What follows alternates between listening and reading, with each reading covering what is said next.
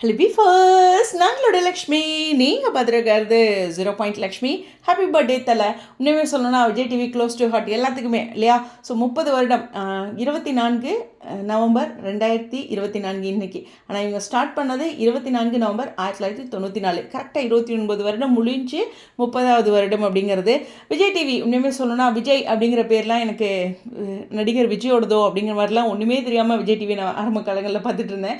So இந்த இடத்துல உண்மையுமே சொல்லலாம் Vijay TV close to heart அப்படிங்கிறது ஒரு 2010க்கு மேலே நான் நல்லா விஜய் டிவி பார்க்க ஆரம்பித்தேன் அப்படிங்கிறது. அதுக்கு முன்னாடி சன் டிவி தான் நாடகங்கள் அப்படிங்கிறதுல.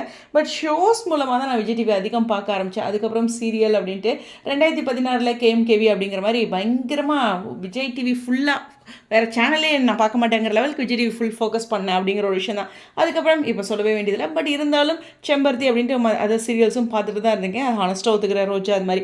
ஓகே, ரொம்ப இம்பார்ட்டண்டான விஷயம் இவங்களோட ஜேர்னி. அந்த அவங்களோட லோகோவே பார்த்திங்கன்னா குதிரை நிறைய மாதிரி லோகோ வித்தியாசம் வந்து இப்போ ஒரு யூனிக்காக ஒரு லோகோ இருக்குது.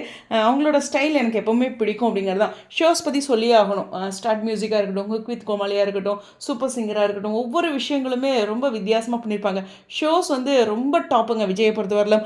இப்போ ரீசெண்டாக ரொம்ப வந்து அந்த அர்பன் அண்ட் ரூரல் அப்படின்ட்டு டிஆர்பிலையுமே சீரியல்ஸ் வந்து ஒரு லாஸ்ட் 4-5 இயர்ஸாக ரொம்ப ஆதிக்கம் செலுத்திட்டு இருக்காங்க அப்படிங்கிற ஒரு விஷயம் தான். ஸோ அது விஜய் டிவியோட ஒரு மிகப்பெரிய ப்ளஸ். பிக் பாஸ் வந்ததுக்கப்புறம் இன்னுமே நிறைய பேர் வாங்கியிருக்காங்க.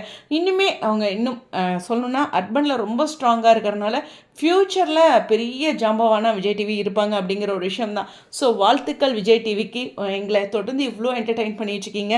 லைஃப்பில் எவ்வளோ அப் அண்ட் டவுன்ஸ் இருந்தாலும் டிவியை போட்டுட்டு கேபிஒய்யாக இருக்கட்டும், ஏதோ ஒரு விஷயங்கள் நம்மளவே அறியாமல் பார்க்க வைக்கிறாங்க. அவங்களோட அந்த என்டர்டெயின்மெண்ட் அப்படிங்கிறது நமக்குள்ள கலந்த ஒரு விஷயம். ரத்தத்தில் கலந்தது சினிமா அப்படிங்கிற மாதிரி ரத்தத்தில் கலந்தது விஜய் டிவி அப்படிங்கிற ஒரு விஷயத்துக்கு நான் அக்ரி பண்ணிக்கிறேன். உங்களுக்கும் விஜய் டிவி எவ்வளோ க்ளோஸ் டு ஹார்ட். நம்மளுடைய செல்ல பிள்ளைக்கு வாழ்த்துக்கள் அண்ட் விஷஸ் தெரிவிச்சுங்க. Happy birthday Vijay TV.